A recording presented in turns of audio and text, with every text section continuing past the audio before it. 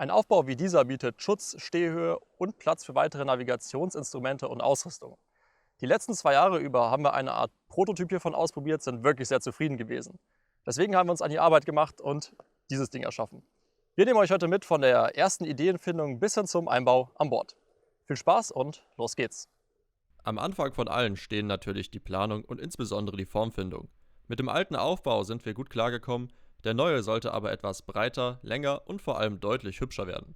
Zunächst wollte ich mal einen recht kreativen Entwurf ausprobieren. Die 3D-Zeichnung war schnell gemacht, das grobe Pappmodell ebenso. Was daraus wurde, naja, seht selbst. Der hier ist eindeutig durchgefallen, der sollte so ein bisschen im Stil von einem Kartenhaus, von einem alten Segelschiff werden. Richtig aus Holz gemacht, mit einem gewölbten Dach, senkrechten Seitenwänden.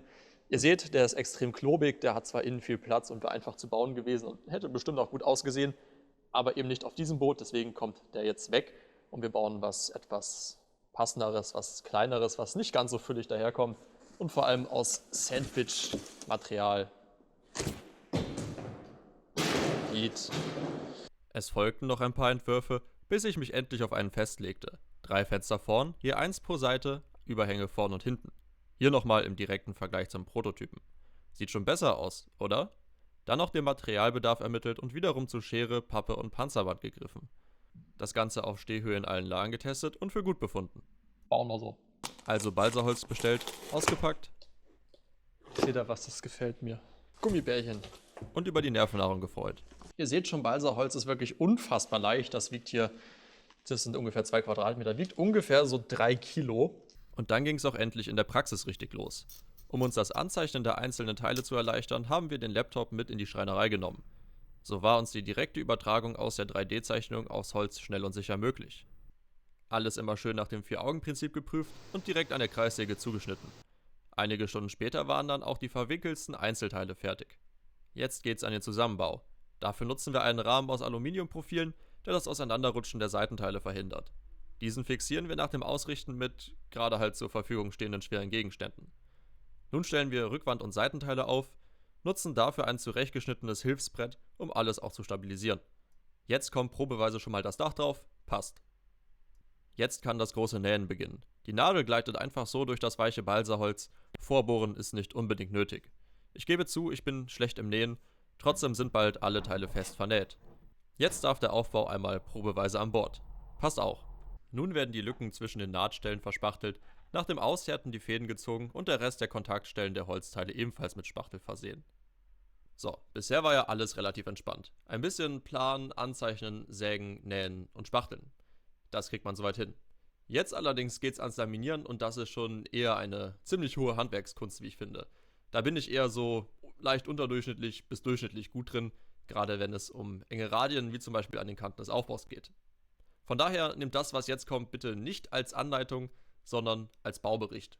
Im Internet gibt es wirklich zahlreiche Profis, die euch detailliert zeigen, wie das Ganze funktioniert. Trotzdem wünsche ich euch jetzt natürlich viel Spaß mit meinem Baubericht. Nun geht der ganz große Spaß los, das Laminieren. Wir beginnen damit, sämtliche Übergänge zwischen den Platten zu verstärken. Also erstmal Glasgewebestreifen zuschneiden, Epoxidharz anmischen, den Bereich mit Harz einpinseln, die Streifen auflegen, nochmals epoxidharzidieren und entlüften. Danach geht es mit identischem Ablauf bei den Flächen weiter, hier in mehreren Lagen. Was hier im Video recht schnell und entspannt wirkt, hat tatsächlich knapp eine Woche gedauert. Vor allem das Einhalten der Überarbeitungszeiten frisch verlegter Gewebeschichten zog den Prozess extrem in die Länge. Nach dem endgültigen Aushärten wird alles weggeschliffen, was irgendwie zu viel ist. Vor allem die Epoxidharznasen. Das Glattspachteln mit Füll- und Feinspachtel hat auch nochmal ein bisschen gedauert, vor allem wieder das Einhalten der Trocknungszeiten und das Schleifen zwischen den Schichten. Nach 3 Durchgängen waren wir mit dem Ergebnis dann zufrieden, ein Perfektionist hätte wohl noch ein- oder zweimal gespachtelt und geschliffen. Bevor wir blindlings Löcher für die Fenster bohren, wird der Aufbau einmal anprobiert. Hier vor Ort, an Bord, lässt sich immerhin am besten beurteilen, wo welches Fenster hin soll, um möglichst verrenkungsfrei viel dadurch zu sehen.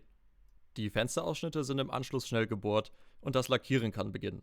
Im Vergleich zum ewigen Rhythmus aus Spachteln oder Laminieren und anschließendem Schleifen eine wahre Wohltat für Körper und Geist.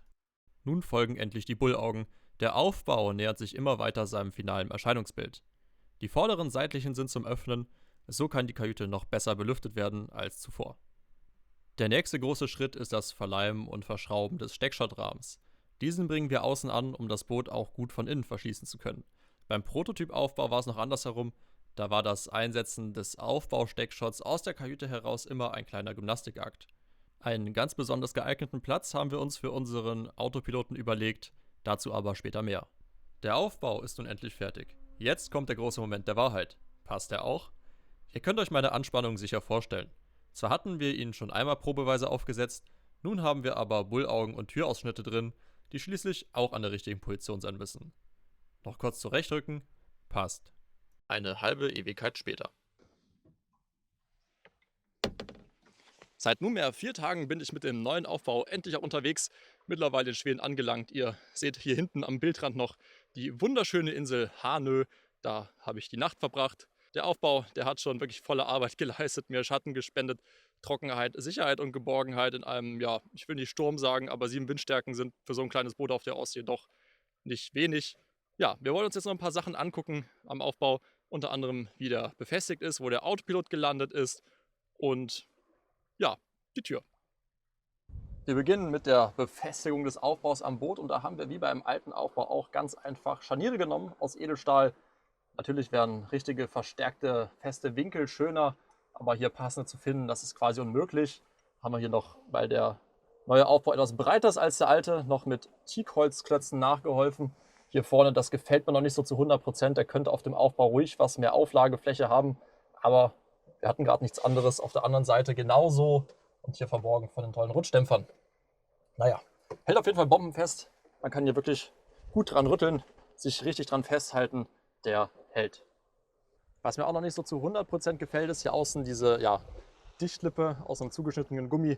Es ist ein bisschen dick. Wir wollten es eigentlich ursprünglich hier auf die Innenseite kleben, aber das ist zu friemelig, das hat überhaupt nicht funktioniert. Deswegen sitzt es jetzt außen. Es funktioniert. Ganz schön ist es noch nicht. Da werde ich mir noch mal Gedanken machen, wie man es besser machen kann. Machen wir gleich mit dem zweiten Punkt weiter, dem Bedienteil für unseren treuen, zuverlässigen Pinnenpiloten. Das sitzt mittlerweile hier oben über dem Eingang, hat den Vorteil, man kann es von überall aus im Cockpit erreichen.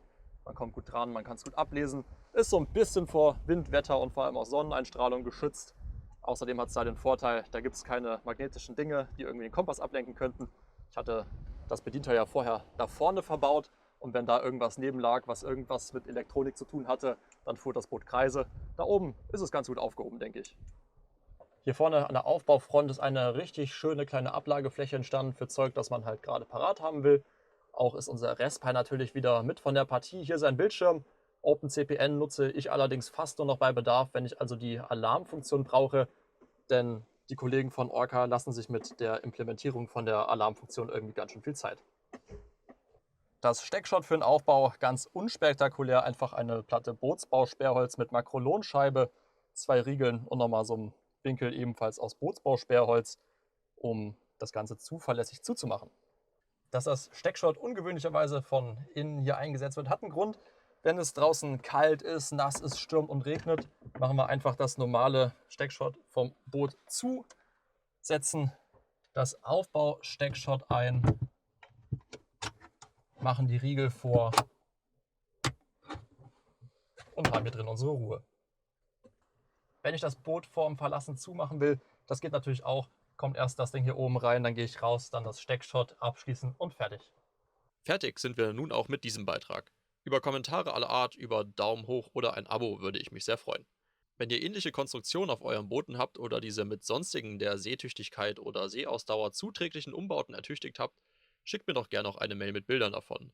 Inspiration für neue Projekte und Verbesserungen kann man immer mal brauchen. Ich freue mich auf eure Zuschriften. Bis dahin.